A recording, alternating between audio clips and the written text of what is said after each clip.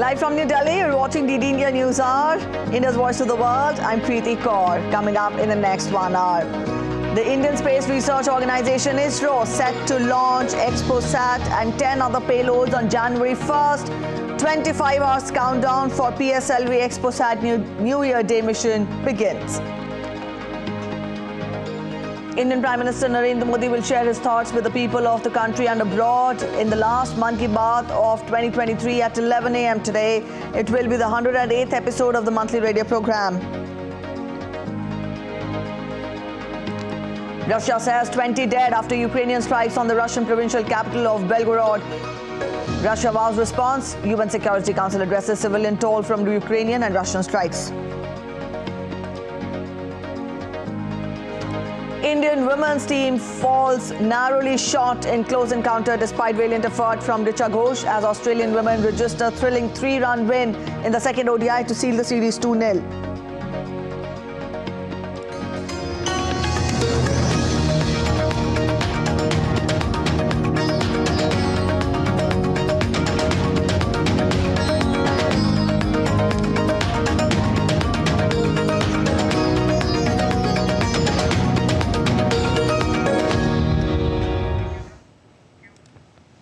The Indian Space Research Organization ISRO is set to launch another PSLV or Polar Satellite Launch Vehicle. C-58 ExpoSat mission is scheduled to be launched from the Satish Dhawan Space Center in Sriharikota on 1st January, that is tomorrow. The PSLV will launch ExpoSat satellite and 10 more payloads. ISRO says this will be India's first dedicated polarimetry mission to study the dynamics of bright astronomical X-ray sources in extreme conditions. The 25-hour countdown has begun. DD India correspondent Ritesh Ranjan is joining us from Chennai to spell out more details. Ritesh, it will be a crucial day tomorrow, the first mission of 2024. When we talk of launching another PSLV, this will be done tomorrow. The countdown has begun. Let us get more details from you, more updates from you. Is the stage all set? Yes, stage is all set, and we're going to see the exciting 2024, especially with regard to space research and space science. Ahead of this launch of the country's first X-ray polarimeter satellite is supposed to be set to be launched on 1st of January, according to the Indian time, 9:10 a.m. And this is all set. And especially talking about the 2023. 2023 was very much exciting for a space science research, and ISRO has launched many satellites. And with the span of 6 months, if we say, we have seen that the Chandrayaan, which was successfully launched, and Aditya L1. And Aditya L1 is supposed to take, reach to the L1 on 6th of January. And again, on 1st of January, we are seeing this C-58 launch, which is very much exciting for the, space research and scientists. All right, Ritesh, also now the PSLV will be launching 10 more payloads along with ExpoSat. Now, this ExpoSat is the first dedicated satellite with regard to carrying out research in space-based polarization. In simple layman's terms, can we get more understanding from you on the significance of this mission? That the simple item is that we have there are many things which is been unsolved or unseen about this black holes. How we can study this X-rays in extreme conditions. All these things will be studied after the satellite has been successfully launched and set into the orbit. That's the thing. And the ExpoSat mission is designed to investigate the polarization of intense X-ray sources. That's the thing. And especially talking about when you're talking about 10 payloads. In that 10 payloads, 3 are from ISRO and InSpace. And there is one from, Space Research Technology, which is set up in Trivandrum. So, and it is all made by women engineers.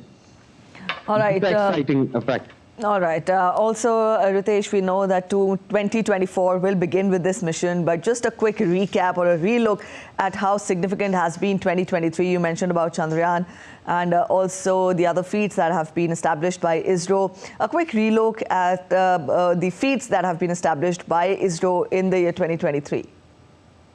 Well, fortunately, I was fortunate enough to cover many of the satellite launch. In that, it is C-55, which was a commercial launch to navigate, especially for see the navigation thing, when how we can navigate the ships, commercial ships, which is there in the sea, and it would be very much helpful for the Coast Guard and all.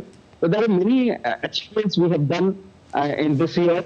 And in the beginning of 2024, the first day of 2024, we are going to launch this C-58, and which is very much exciting for all the Indians, because after NASA, we see this is the second satellite which is being launched, and we're going to see many more in upcoming days. And in span of first quarter of this 2024, yes. We'll see that, a joint venture with NASA, we're going to launch a satellite also. All right, so it will be an ambitious 2024 for ISRO. Thank you so much, Ritesh, for joining us with those details. In other news, India's Prime Minister Narendra Modi will share his thoughts with the people of the country and abroad in the Mann Ki Baat program at 11 a.m. today. It will be the 108th episode of the monthly radio program and the last episode of the year 2023. The program will be live streamed on the entire network of Doordarshan. It will also be live streamed on the YouTube channels of DD India, All India Radio and Information and Broadcasting Ministry.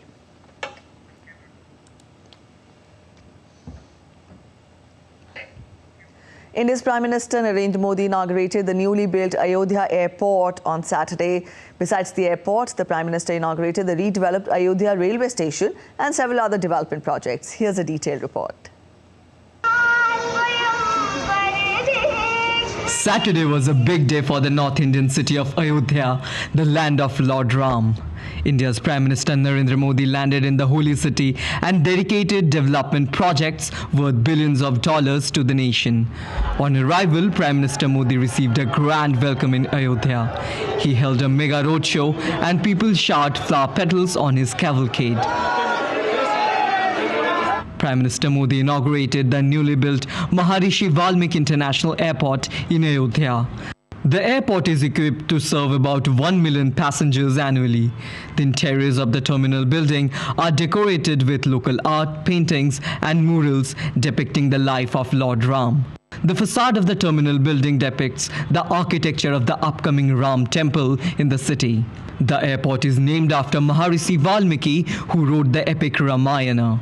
The government of India says the airport will not just improve connectivity to the region, but also boost tourism, business activities and employment opportunities. Ayodhya also got its railway station revamped with modern facilities. Prime Minister Narendra Modi inaugurated the redeveloped Ayodhya railway station, renamed as Ayodhya Dham Junction, in the temple town. The 3-story modern railway station building is equipped with all modern facilities like lifts, escalators, food plazas, cloakrooms, childcare rooms and waiting halls. Prime Minister Modi also flagged off 8 new trains on this occasion. These include 2 new Amrit Bharat trains and 6 new Vande Bharat trains. Before flagging off, Prime Minister Modi interacted with students on board the Amrit Bharat train in Ayodhya. He also interacted with passengers. Prime Minister Narendra Modi also addressed a public meeting in Ayodhya. He called for reviving the ancient glory of Ayodhya with a touch of modernity. आज के भारत का मिजाज यहाँ अयोध्या में स्पष्ट दिखता है। आज यहाँ प्रगति का उत्सव है, तो कुछ दिन बाद यहाँ परंपरा का उत्सव भी होगा। आज यहां विकास की भव्यता दिख रही है, तो कुछ दिनों बाद यहां विरासत की भव्यता और दिव्यता दिखने वाली है। यही तो भारत है, विकास और विरासत की यही साझा ताकत भारत को 21वीं सदी में सबसे आगे ले जाएगी। Prime Minister's one-day tour to Ayodhya gave this city an invaluable gift of many connectivity infrastructure projects. These projects will help people and pilgrims come to Ayodhya rather easily and make their journey comfortable. But what he said later on was equally important. Prime Minister gave a clarion call to the people of Ayodhya to maintain cleanliness so that the pilgrims who come here will have a memorable and unforgettable stay. Prime Minister Narendra Modi's visit to the city comes weeks before the consecration ceremony of the Ram Temple on January 22. With Ravi Dhiman's input from Ayodhya, Abhishek Bose for DD India. Prime Minister Narendra Modi gave an interview to the India Today group. He said the consensus in the world is clear that the moment belongs to India. Prime Minister highlighted the human-centric development in the global agenda. He also said that the semiconductor mission should have started 30 years ago. The Prime Minister also said that people of India trust in the Modi guarantee. Here's our report. Prime Minister Narendra Modi gave an interview to the India Today media group on Friday. He covered topics that range from domestic politics to the Indian economy to India's stature in global affairs. The Prime Minister said that the world consensus is clear. This is India's moment. India's rapid ascent in 2023 has been very important as it sets the tone for our journey to Viksit Bharat. We've unleashed the latent potential of our nation. In global forums, India's presence and contributions are now sought after. From a country that used to feel left behind, we have become a country that is now leading from the front. Prime Minister Modi said India focused on human-centric development while chairing the G20 for most of 2023. He said the G20 has emerged stronger and more purposeful during India's presidency, shaping the global agenda more effectively. Our G20 presidency came at a time of multiple and interlinked global challenges. I am happy that we were able to put the focus on human-centric development in the global agenda. We got the developed and developing world to forge a consensus. We revitalized multilateralism. Developing countries in particular have been significantly impacted by slowing global growth, rising debt, climate change, and geopolitical conflicts. Our presidency became a platform to provide a rightful place to the Global South in shaping the global narrative. The induction of the African Union as a permanent member of the G20 in New Delhi was a landmark decision that has given voice to 55 African nations. The G20 summit took place in New Delhi on September 9 and 10 this year. During the presidency, India focused on issues like inclusive growth, digital innovation, climate resilience, and equitable global health access. Brazil now holds the presidency after India. The Prime Minister said that semiconductor mission should have been started 30 years ago. The semiconductor mission is something we should have started 30 years back. We're already late. Our people have tremendous abilities, be it in research or design. India has all the prerequisites to achieve success in the field of semiconductors. Prime Minister Narendra Modi said that the Modi guarantee is not mere words, but the result of his decades of hard work. It is an expression of sensitivity towards society. When I talk about the guarantee, I bind myself to it. It doesn't let me sleep. It propels me to work harder. It leads me to give my everything for the people of the country. So please don't look for a dictionary meaning of guarantee. Only someone who has experienced a life of poverty understands that the greatest force propelling the poor person forward in life is their trust, their hope. This faith of the poor is what keeps me going. PM Modi addressed various facets of India's economy, including job creation, infrastructure growth, and artificial intelligence. It is well known that investments in infrastructure have a large multiplier impact on growth and employment. Hence, we have constantly increased capital investment outlay. The budget of 2023-24 has increased it steeply to 10 trillion rupees from 1.9 trillion rupees in 2013-14. We will be working on our own computing power in large indigenous language models, keeping in mind the diversity of Indian languages and our needs. This leadership in technology also requires a shift in mindsets. Today, from classrooms to boardrooms, we are ensuring the focus is on innovation and easy availability of capital along with progressive and stable policies. Remember, today's innovation is tomorrow's industry, and it is industry that brings investment and income growth. The Prime Minister said his track record speaks for itself. While he was Chief Minister of Gujarat, the state economy grew from $26 billion in 2001 to $133.5 billion in 2014. It is currently around $260 billion. Similarly, India's economy was $2 trillion in 2014. It is now over $3.75 trillion. He described this as his track record of 23 years. Hence, achieving a $5 trillion economy is a realistic target. Evaluating my journey through a single year may not give a correct picture because there is a progressive unfolding of my vision and plans. When I start something, I know the end point. But I never announce the final destination or blueprint in the beginning. So, what you see today is not what I've worked on. A far bigger picture will unfold finally. I work on a big canvas. Like an artist, I start from one point, but at the time, the final picture can't be seen. The Prime Minister said the next 25 years are crucial for the nation, and he sees optimism among people to make India a developed country by 2047. He said that the BJP is the natural choice of the people in the 2024 Lok Sabha elections, and there is a consensus among the citizens that the country doesn't need a Mili-Juli Sarkar or a coalition government. Bureau Report, DD India.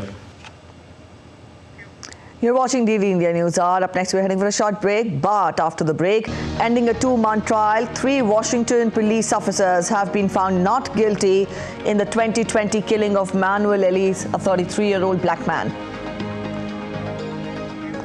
Harrowing time for London-bound travellers. Flooding in a railway tunnel disrupts Eurostar sojourns. Travellers heading to London were stranded in London and Paris.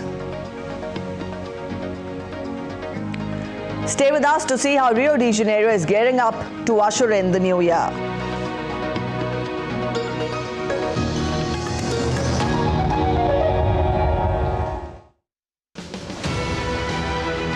India has gone through a paradigm shift in 2023.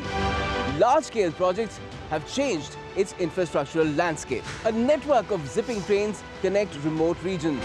Architects and engineers have built mammoth structure. Swanky, gleaming airports dot the nation. Waterways connect towns and ports, boosting business. Multimodal projects and SEZs bolster the economy, giving a tangible shape to the country's aspirations of becoming a global economic hub. Watch an exclusive roundup, New India's infrastructure push in 2023, only on DD India.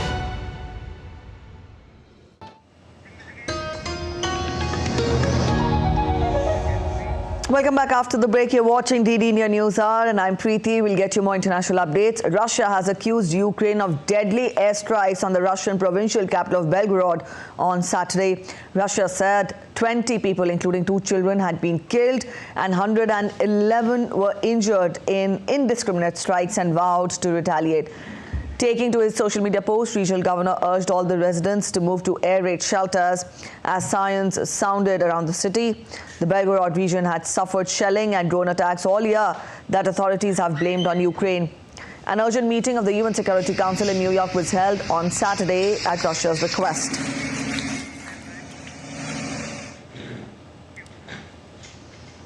The number of people killed after a wave of airstrikes across the Ukrainian territory has increased to 26. More than 120 others were injured, according to local authorities. Ukrainian President Volodymyr Zelensky accused Russia of launching 110 missiles using what he said was nearly every weapon in Moscow's arsenal. Dasha Chernysova has more from Moscow. Russian Ministry of Defense says Russian troops carried out more than 50 strikes and 1 massive strike with high-precision weapons and drones on military facilities of the Ukrainian armed forces. According to the ministry, over the past week, Moscow hit airfields, storage areas including artillery, ammunition, unmanned boats, weapons and fuel for military equipment. It says it also hit deployment positions of the Ukrainian military and foreign mercenaries. Moscow says it seeks to accomplish accomplish the goals of its so-called special military operation in Ukraine and destroys Ukrainian military infrastructure. At the same time, Russian Ministry of Defense said that Ukraine fired 3 HARM anti-radar missiles produced in the United States against the border region of Belgorod. They were intercepted by the Russian air defense systems, and the head of the Belgorod region accused Ukraine of firing more than 60 munitions at populated areas of the region over the past 24 hours. In the meantime, Russian ambassador to the United States, Anatoly Antonov, said that new arms supplies to Ukraine cannot change the situation on the ground. He said the US should not seek to inflict a strategic defeat on Russia, as all NATO equipment and ammunition are going to be burned and destroyed. Dasha Chernashova in Moscow, reporting for DD India. Ukrainian President Volodymyr Zelensky, during his evening address, said that more than 120 settlements had been affected in the strikes, and also that they are preparing to produce more weapons next year. We are preparing to produce more weapons next year. We already have a clear schedule for our international work in January. We are working with our partners on solutions that every Ukrainian soldier, our entire nation and our state needs. And these solutions will be strong. UN Security Council has addressed civilian toll from Ukrainian and Russian strikes. During the meeting, Assistant Secretary General Khalid Khayari said that attacks on Belgorod city center reportedly resulted in damage to civilian infrastructure, including the regional government office and the Medical College of Belgorod State University. At the same time, he said Ukrainian authorities reported new overnight Russian drone attacks targeting the Kherson region. During the Russian Federation's large-scale attack on Ukraine yesterday, which at the last count killed at least 39 Ukrainian civilians, has further escalated overnight. According to the Russian authorities, as a result of Ukrainian missile and rocket strikes on the city of Belgorod, which lies 30 kilometers from the Ukrainian border, at least 18 civilians, including 2 children, were reportedly killed. At least 100 others, including 15 children, were reportedly injured. Russia launched a fresh bombardment of Ukraine in the hours leading into New Year's Eve, Ukrainian officials said, targeting Kyiv and inflicting damage on residential areas of the country's second largest city of Kharkiv. Ukraine's air defense systems in the region surrounding Kyiv were engaged late on Saturday to repel Russia's drone attack. In Kharkiv, in Ukraine's northeast, a fresh drone attack in several waves hit residential buildings in the city center, spouting fire. Kharkiv Mayor Ihor Terkov reported. Twin missile strikes by Russia on Saturday hit the city and injured at least 21 people. In an interview to RIS news agency, Russian Foreign Minister Sergei Lavrov said that courts have sentenced more than 200 Ukrainian fighters to prison terms since Moscow started its military operation in Ukraine. Both sides have been accusing each other of various attacks during the conflict. Lavrov also said that Russia's investigative committee has initiated 4,000 criminal cases against about 900 Ukrainian individuals, out of which some have been put on international wanted list. Israeli Prime Minister Benjamin Netanyahu said on Saturday that the border zone between Gaza and Egypt should be under Israel's control, as he predicted the conflict in the Palestinian enclave and on other regional fronts would last many more months. או יותר נכון, הסוגר הדרומי חייב להיות בידינו, חייב להיות סגור. The Philadelphia corridor, or to put it more correctly, the southern stoppage point must be in our hands. It must be shut. It's clear that any other arrangement would not ensure the demilitarization that we see. The war is at its height. We are fighting on all of the fronts. We have huge success, but we also have a painful cases. דורשת עוד זמן. The United States shot down 2 anti-ship ballistic missiles launched by Houthi rebels, responding to a call by a merchant vessel in the southern Red Sea.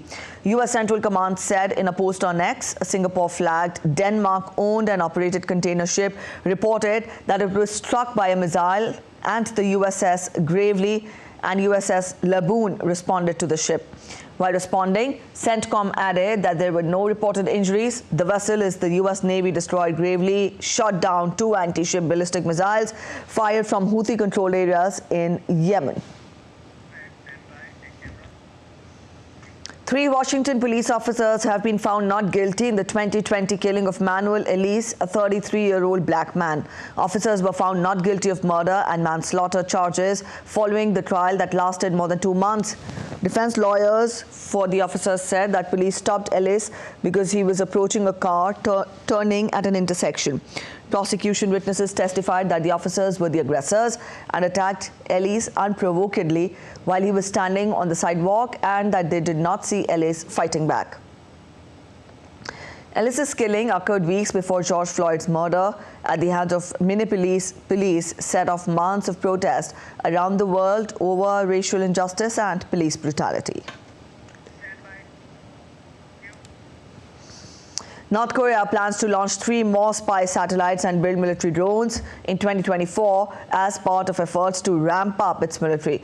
The task of launching 3 additional reconnaissance satellites in 2024 was declared as one of the key policy decisions for 2024 at the year-end meeting presided by leader Kim Jong-un. In his address to the meeting, Kim said that the country has no choice but to press forward with its nuclear ambitions and forge deeper ties with anti-US countries. Kim lashed out at Washington, wrapping up 5 days of ruling party meetings that set economic, military and foreign policy goals for the coming year. Kim's speech comes ahead of a year that will see pivotal elections in both South Korea and the US.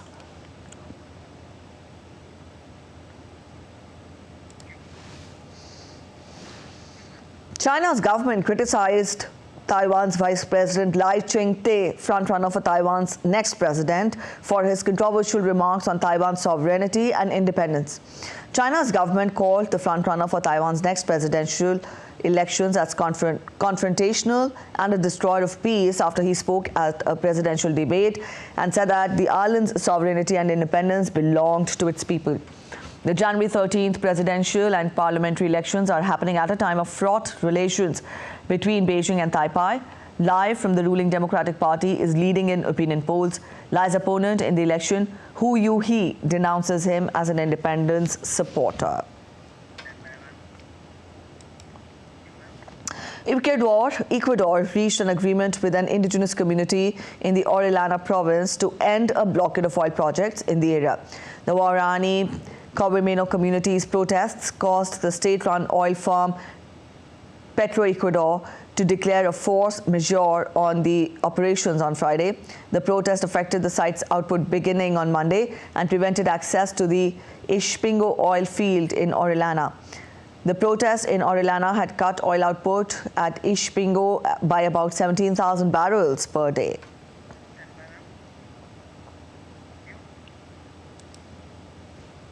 Spain rescued dozens of stranded migrants off Canary Islands and took them to the Arguinan port in the Gran Canaria island. Now, the group of 57 men received medical attention and red blankets at the port.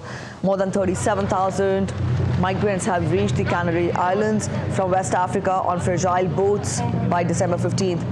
Red Cross said that almost 40,000 migrants reached the Spanish islands in 2023. The archipelago, which lies around 60 miles off Africa's west coast, had its previous peak in 2006 when 31,678 migrants arrived through other routes, even as other routes to Europe were blocked off.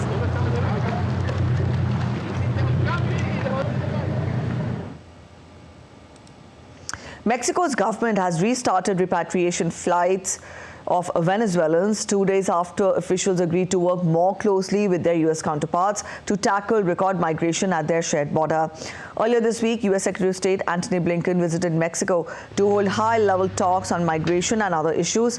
The talks came after the U.S. government temporarily shuttered some border crossings to redeploy agents towards enforcement.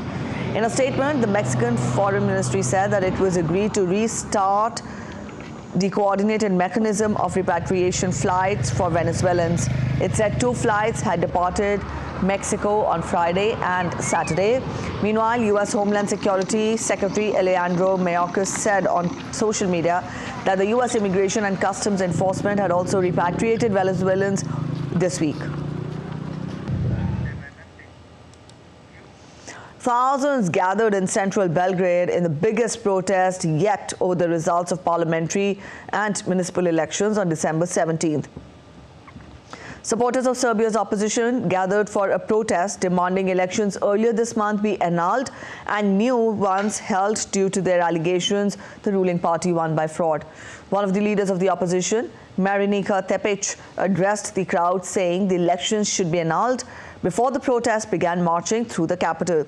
Serbia Against Violence, which is placed second in the general election, has accused the ruling Serbian Progressive Party of widespread vote fraud, which the authorities deny.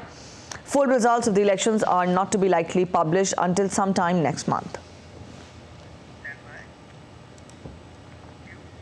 A number of African countries were hit by protests during the year as people voiced concerns over the high cost of living and economic challenges. Tunisians joined their counterparts from Kenya, Nigeria, South Africa and Sudan in demanding their governments do more to address their economic hardships. Inflation was attributed in parts to the conflict in Ukraine, the impact of COVID pandemic, higher global energy prices and currencies which weakened by double digits. As the rising cost of living pushed households and businesses to the edge, Tunisia was one of the countries rocked by protests. In a bid to control inflation, Tunisia's central bank kept its key interest rate unchanged at 8%. Analysts, however, warned that the cost of living could even rise further next year.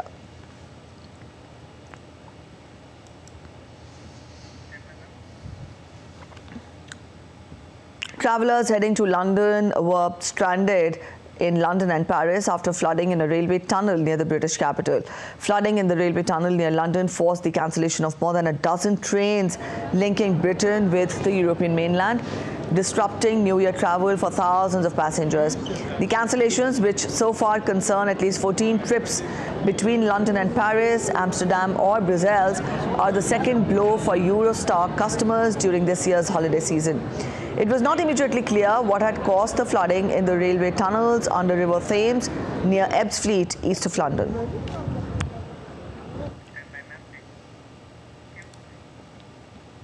Massive waves hit the coast of California in the U.S. on Saturday, prompting officials to issue evacuation orders.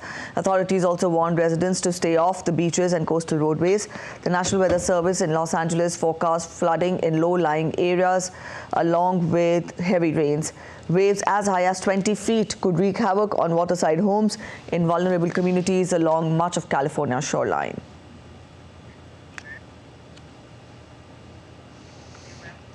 A quick look at other stories making it to the headlines from across the world. Oscar-nominated British actor Tom Wilkinson died in London on Saturday at the age of 75. In a brief statement, his agent said that the actor had died suddenly at home, adding that his wife and children were with him. The actor appeared in several films such as Michael Clayton, Selma and The Best Exotic Marigold Hotel.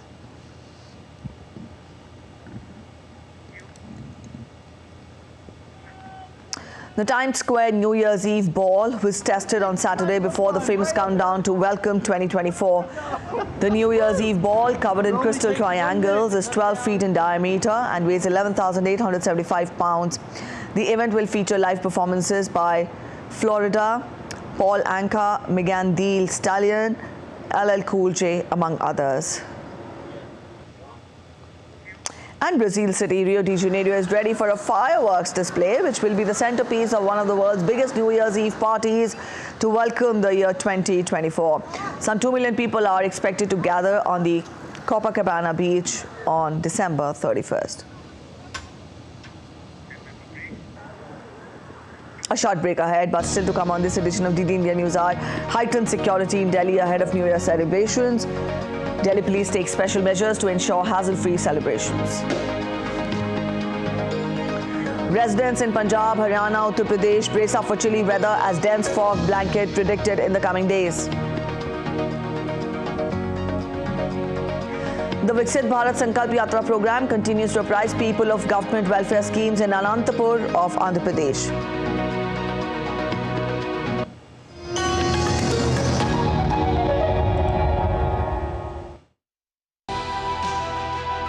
As we ready to ring in the new year, 2023 will go down in history as having signaled to the world a more confident, a more assertive India that seeks to leverage its growing clout to push for a more inclusive, a more even world order.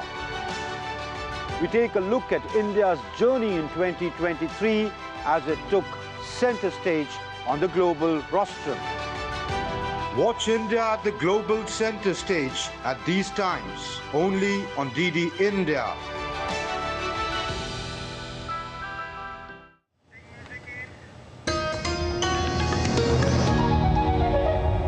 Welcome back after the break. You're watching DD India News Hour and I'm Preeti. Let's get you more updates. Amid the excitement to bid goodbye to year 2023 on Sunday, India's national capital, New Delhi's police has issued an advisory to ease overcrowding on New Year's Eve. Now, according to the advisory issued, exit from Rajiv Chowk metro station will not be allowed from 9 p.m. onwards on 31st December. Entry of passengers will be allowed till the departure of last train from Rajiv Chowk metro station. Commuters are requested to plan their journey accordingly. Metro services on the rest of the metro network will continue to remain available as per the regular timetable.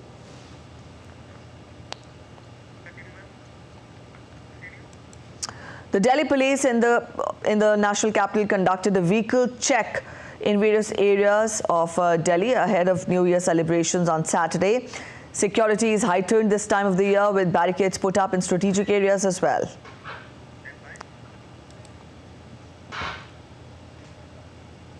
Dense fog will blanket many parts of India in the coming days.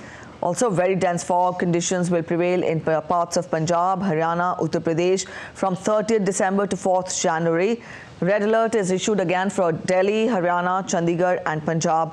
Also, dense fog conditions are very likely to prevail for few hours in the states of Odisha, Bihar, Assam, Meghalaya, Mizoram and Tripura from 31st December to 2nd January.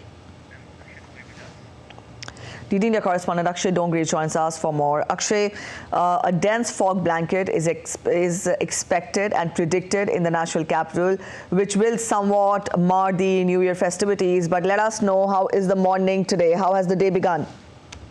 Well, good morning. Well, good morning to you too, and to all of our viewers. Right now we are in central Delhi and we are reporting from a vantage point from where we can show you the kind of situation there is dealing with the national capital. If you see behind me, you can already see a thick layer of fog. However, this is in fact better visibility as compared to 2 days back. However, fog is expected to return according to the Indian Meteorological Department, which has predicted that a thick layer of fog is going to develop in the national capital and surrounding areas as well, along with a few other states, Union Territories, including Chandigarh, Punjab, Haryana, west parts of Uttar Pradesh, and west parts of Rajasthan as well. As far as the situation right now, because of some wind movement, the thicker layer of blanket had in fact right. From capital, but the situation is going to return, and that certainly can impact the festivities of the. All right, Akshay, we leave it here. Thank you for joining in with those details. India's External Affairs Minister Dr. S. Jaishankar presented the first copy of his book Why Bharat Matters to Prime Minister Narendra Modi on Saturday. In a post on social media platform X, Dr. S. Jaishankar shared about his meeting with Prime Minister Modi, saying, and I quote him, "Honoured to present the first copy of my book Why Bharat Matters to Prime Minister Narendra Modi this evening." Earlier, the minister said that the English edition of this new book, Why Bharat Matters, would be out in early 2024. The meeting with Prime Minister comes after the External Affairs Minister completed his visit to Russia from December 25th to 29th as part of the ongoing high-level exchange between the two sides. India's Defence Minister Rajnath Singh will attend the 21st convocation of the Tezpur University in northeastern state of Assam today. He will confer degrees and diplomas to the successful candidates of the university. 783 postgraduate degrees, 428 undergraduate degrees, 5 PG diplomas and more than 100 PhD degrees are expected to be conferred. Tezpur University is a central university located near Assam-Arunachal Pradesh interstate border. Apart from its academic routine, the university is also involved in training Indian Army personnel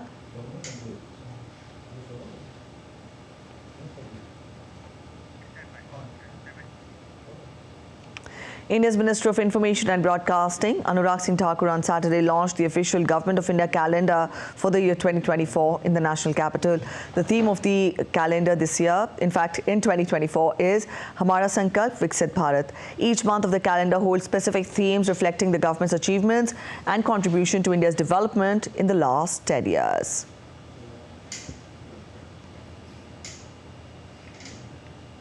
तारीखें बदलती गई, महीने बीतते गए, calendar पर साल नए चढ़ते गए, पर जो बदला नहीं वह सेवा का हमारा भाव, दागदार भ्रष्टाचार मुक्त सरकार का दावा, गरीब कल्याण की प्रतिज्ञा, विकसित भारत के निर्माण का संकल्प। तभी तो देश आज एक स्वर में बोलता है, भरोसा बरकरार, मोदी सरकार। The Viksit Bharat Sankalp Yatra program, organized by the Government of India, is continuing in the city of Anantapur in the southern Indian state of Andhra Pradesh. It aims to provide central government schemes to everyone in the country. On this occasion, the locals were informed about the various schemes and their application process via short films. After taking the oath of the program, the calendar related to the program was unveiled. The beneficiaries of various schemes also shared their experiences under Meri Kahani, Meri Zubani. The governor of the northeastern state of India, Arunachal Pradesh, visited the border post at Pangsau Pass along the Indo-Myanmar border and interacted with the security forces posted there. He also asked them to reach out to the local people and cultivate and strengthen goodwill among the villagers. The governor urged them to facilitate in registering all the eligible beneficiaries of various schemes in their respective areas before the ensuing Republic Day. He also administered the Viksit Bharat Sankalp pledge to the people and exhorted them to actively participate and contribute towards Viksit Bharat vision of Prime Minister Modi.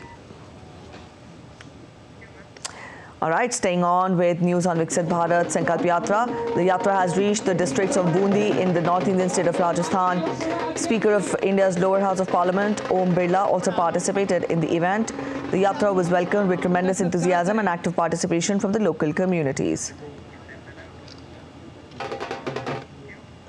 Ayushman Bharat Pradhan Mantri Jan Arogya Yojana has crossed another milestone today. More than 290 million Ayushman cards have been created under the Yojana so far. Now, this was informed by India's Health Minister Dr. Mansukh Mandavia on his social media platform X. Till now, more than 60 million, that is 6 crore people, have got free treatment through Ayushman Bharat card. Ayushman Bharat Pradhan Mantri Jan Arogya Yojana is the largest publicly funded health assurance scheme in the world, which provides a health cover of Rs 5 lakh per family per year for secondary and tertiary care hospitalization.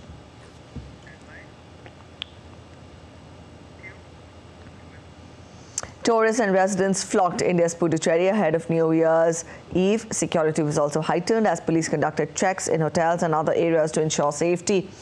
The popular destination sees people from across the world gather and welcome the new year.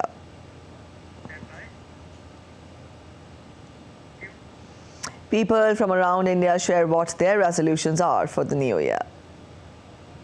I think there is some positive outlook around India, and India is growing very rapidly. So, looking forward to 2024, and I hope that it's a prosperous year for all of our citizens. And I wish you all a very happy new year. Thank you so much. To work on myself, obviously, to be a better person, to help your neighbor, to spread love at home first, to forgive people. Forgiveness is very important. And yes, health is also very important. So I'm a gym-going person, and this new year I strive to work even more harder at the gym because health is... Up next, we take a look at other stories making it to the headlines from across India. At least 6 people were killed after a massive fire broke out at a hand glove manufacturing company in Sambhaji Nagar of the Indian state of Maharashtra. The fire department said the blaze erupted around 2:15 a.m. at the factory. The Indian Border Security Force in northeastern state of Meghalaya successfully intercepted a cattle smuggling operation along the international border with Bangladesh. The rescued cattle that were destined for illegal transport into Bangladesh. Now some beautiful visuals of the last sunrise of the year 2023 from Guwahati, Assam, as the country prepares to welcome the new year. We're heading for a short break, but still to come on this edition of DD India News Hour, Cristiano Ronaldo scores his 54th goal of the calendar year as Al Nassr thrashes Al Taawoon 4-1 in the Saudi Pro League.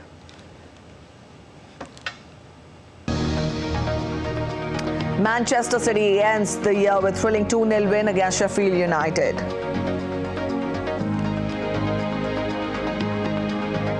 And a look back at India's incredible campaign at the 2023 Special Olympics.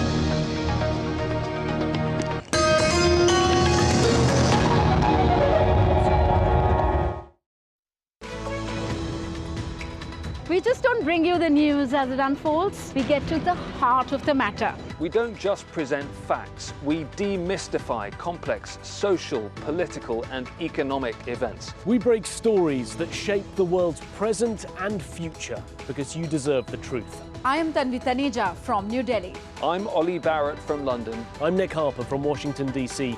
Join us on DD India Global Monday to Friday at these times.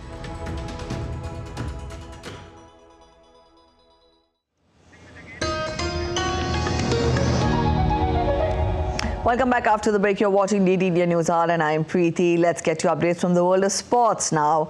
In cricket, Australia eked out a 3-run win over India in the second women's ODI to take an unassailable 2-0 lead in the 3-match series in Mumbai on Saturday. Opting to bat, the tourists rallied to post 258 for 8 on the back of opener Phoebe Litchfield's 63 and Elise Perry's 50 despite Deepti Sharma's 5-wicket haul. In reply, Richa Ghosh scored a valiant 96, but the Australians tightened the screws to limit India to 255 for 8. Annabelle Sutherland snared 3 wickets for Australia.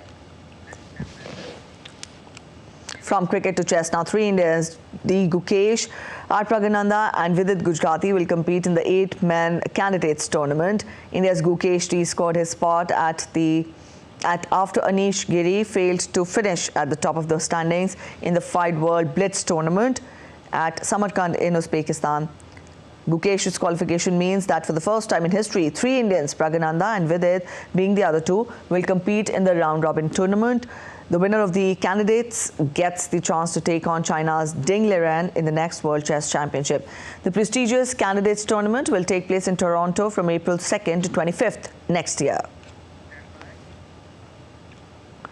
Cristiano Ronaldo scored his 54th goal of the calendar year as Al Nassr came from behind to beat Al Taawoon 4-1 in the Saudi Pro League on Saturday. Ronaldo finished 2023 as the world's top goal scorer for that calendar year, 2 goals ahead of Bayern Munich's Harry Kane and Paris Saint-Germain's Kylian Mbappe. Ronaldo's goal came in the 2nd minute of the added time to cap a comeback victory for second-placed Al Nassr, with the other goals coming from Marcelo Brozovic, Aymeric Laporte and Otavio. Under Al Taawoon had taken an early lead through a penalty rebound from Ashraf El Mahdio. Also, Al Nassr closed the gap to 7 points behind unbeaten leaders Al Hilal at the top of this Saudi Pro League. All right, in the English Premier League, defending champions Manchester City ended the stellar year on a high note by beating a battling Sheffield United side 2-0 on Saturday. Rodri gave City an early breakthrough when he latched on to Phil Foden's neat pass and fired into the bottom corner of the net from the edge of the area. The Blades' packed defence meant City had to wait to add a second, but Foden was the provider again when it arrived midway through the second half, with his low cross dispatched by Julian Alvarez. This victory leaves Manchester City perfectly positioned in the title race, just 2 points off Liverpool.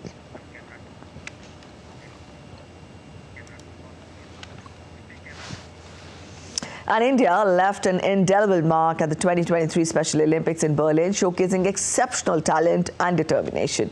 Athletes triumphed across diverse sports, highlighting the nation's commitment towards inclusivity and sporting excellence on the global stage. Let's take a look at how our special athletes fared at the Special Olympics Summer Games in Berlin.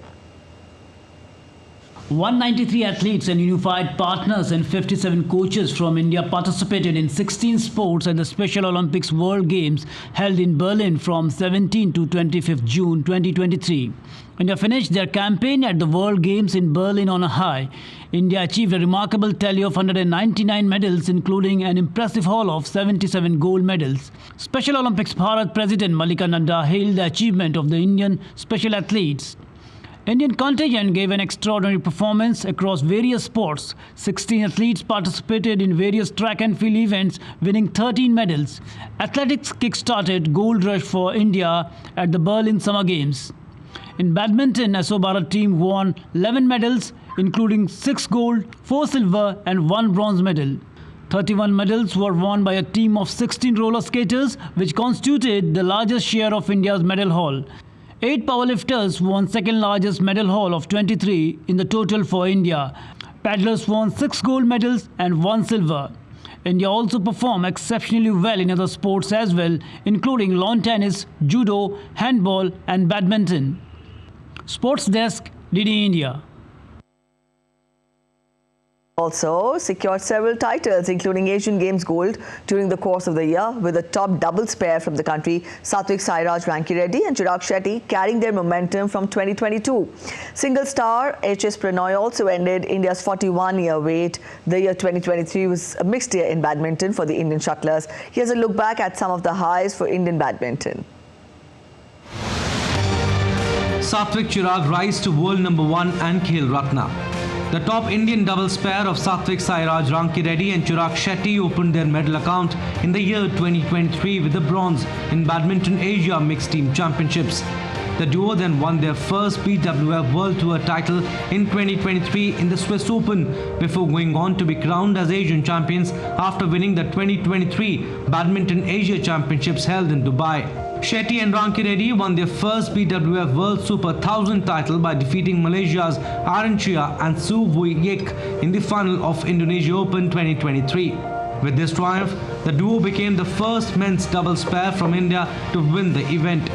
Exactly a month later, the top Indian men's doubles pair went on to win Korea Open 2023 men's doubles title.